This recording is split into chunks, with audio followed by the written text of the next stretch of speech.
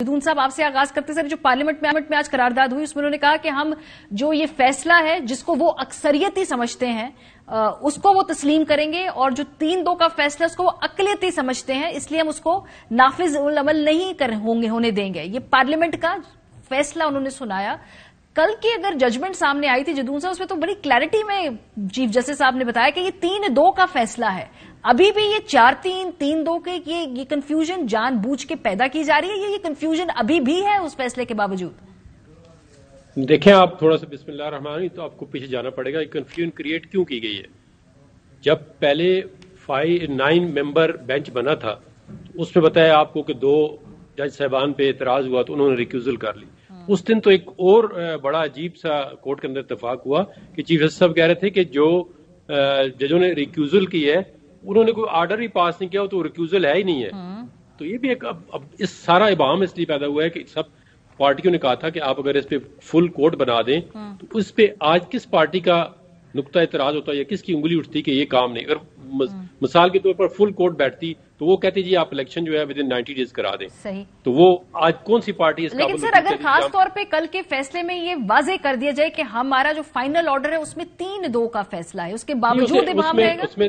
उसमें देखिए इसके दौरान एक और ऑर्डर पास किया है जस्टिस काजी फाइसा ने। वो एक डिसेंटिंग नोट था, उसके जो 3 मेंबर बेंच था, 2 जज साहबान ने एक फैसला दिया। उसमें देखिए कि आप एक सर्कुलर एडमिनिस्ट्रेटिव ऑर्डर आ गया, उसको इशू किया, फिर उस सर्कुलर को फिर उस ऑर्डर को रिप्रोड्यूस किया कि उसका इम्पैक्ट कोई नहीं है। फिर अचानक जो है वो 2 बजे 6 रुकनी बेंच जो है बनाया गया, उसने 1 मिनट में फैसला किया कि जी अब वो जो सू मोटो है वो इन्फ्रक्चर्स हो गया है, हम ऑर्डर ही कॉल करें। ये जितना अवाम पैदा किया गया है इंटेंशनली सुप्रीम कोर्ट के अंदर। देखिए इलेक्शन कमीशन ने भी तस्लीम कर लिया सर, उसने कल शेड्यूल जारी कर दिया। पंजाब की निगरान हुकूमत से मैंने सवाल किया, उन्होंने कहा कि हम इसको 3-2 का फैसला मानते हैं, इलेक्शन कमीशन के साथ हम ताउन करेंगे। तो ऑलमोस्ट हर कोई मान रहा है सवाई विफाकी हुकूमत के। देखें वो इलेक्शन कमीशन का काम है, उसने अगर सुप्रीम कोर्ट के अंदर चीफ जस्टिस साहब खुद भी कहा है कि जी मेरा ऑर्डर तो इम्प्लीमेंट हो चुका है।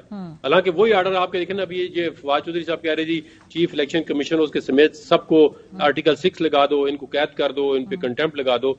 उन्होंने कहा जी मेरा ऑर्डर तो इम्प्लीमेंट हो गया। अब देखें ना, हर आदमी इसकी अपनी तशरीह कर रहा है, हर आदमी इसको अपना कह रहे हैं एक 4-3 का ऑर्डर है, एक 3-2 का ऑर्डर है। लेकिन इलेक्शन कमीशन जिसने इलेक्शन कराना है सर, उसने तो स्केड्यूल कल अनाउंस कर दिया पंजाब में, उन्होंने तो तस्लीम कर लिया, स्केड्यूल लिखे ऐलान कर दिया। लेकिन अब सुप्रीम कोर्ट ने जो ऑर्डर पास किया है उसको अगर इन डिटेल में पढ़े तो उन्होंने एक तरह सा एक फैसला दिया है और डिस्पोज भी कर दिया है। और उन्होंने कहा जी आप आके हमें चैम्बर में बताएं कि अगर आपको कोई डिफिकल्टीज है। मेरे इस पे सिर्फ ये रिजर्वेशन इस फैसले पे ये है कि जो इलेक्शन कमीशन की कॉन्स्टिट्यूशनल पावर थी वो सुप्रीम कोर्ट ने अपने हाथ में ले ली है। ठीक है, ये इससे मैं इत्तेफाक करता हूं कि अगर इलेक्शन कमीशन ने अक्टूबर की डेट दी थी तो उसको नहीं देनी चाहिए थी, उसको सुप्रीम कोर्ट के अंदर जाना चाहिए था कि ये हमें ये प्रॉब्लम आ रहे हैं, आगे बताएं हम क्या करें। अब ये देखें ना, जितनी पावर इलेक्शन कमीशन की है वो सुप्रीम कोर्ट ने ले लिया। कल को इलेक्शन कमीशन कहता है जी हमारे पास लॉजिस्टिक नहीं है, हमें बसें नहीं परवाह, हम किस तरह, हमारे पास प्रिंटिंग के मसले हैं, वो फिर सुप्रीम कोर्ट में जाएंगे। तो अब सारा इलेक्शन जो है वो सुप्रीम कोर्ट ने कराना है। और खुदा न खास्ता कोई ऐसा अनफॉर्चुनेट इंसिडेंट हो जाता है उसकी तमाम जिम्मेदारी वो सुप्रीम कोर्ट पे आएगी।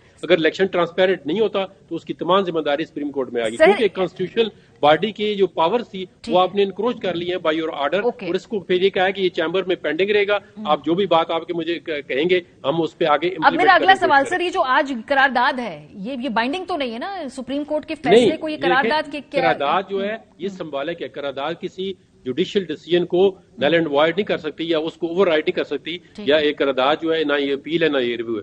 उन्होंने एक अपनी रिसेंटमेंट शो की है फैसले के। लेकिन इस करारदाद पे सर ना पीएम ने साइन किए ना किसी मिनिस्टर ने साइन किए, इसमें सिर्फ कुछ रिजर्व मैंने कहा ये सिंबॉलिक है, इसकी कोई लीगल सर पर सिंबॉलिक तो बेहतर होती कि अगर इसके ऊपर पार्लियामेंट के तमाम वुज़रा, ऑपोजिशन लीडर और leader of the house sign करते कि भाई ये पार्लियामेंट अपने आप को असर्ट कर रही है। फिर क्या होगा सर? चूंकि सिंबॉलिक की बात की तो मैंने कहा सिंबलिज्म जरा ज्यादा मैग्नीफाई हो जाएगा ना अगर ये सारे लोग करेंगे। नहीं देखिए, हमने लीगल बात करनी, जो लीगल एक पैरामीटर के अंदर है। उन्होंने अपना एक शो किया है कि देखें पार्लियामेंट एक इदारा है, तो वो एक बड़ा एक इंस्टीट्यूशन है जो कॉन्स्टिट्यूशन जिसने बनाया है, जिसने स्टैट्यूट बनाता है, जो एक्ट बनाता है। तो उन्होंने कहा जी ये जो फैसला है, जिस तरह उन्होंने कहा जी ये मुस्तफा इम्पैक्ट्स में इसी सुप्रीम कोर्ट ने खुद कहा जी कि प्राइम मिनिस्टर तो कुछ भी नहीं होता, it is the cabinet, is the collective wisdom of the cabinet. तो वो भी यही अर्ज कर रहे हैं कि it is the collective supreme court. मैं ये कमेंट्स कर जाता हूँ। देखिए 90 दिन का जो 90 डेज का था इस इशू था। अब जुबैरी साहब माशाल्लाह सदर है, सुप्रीम कोर्ट में मौजूद थे या लिंक पे वीडियो लिंक पे होती है कराची से।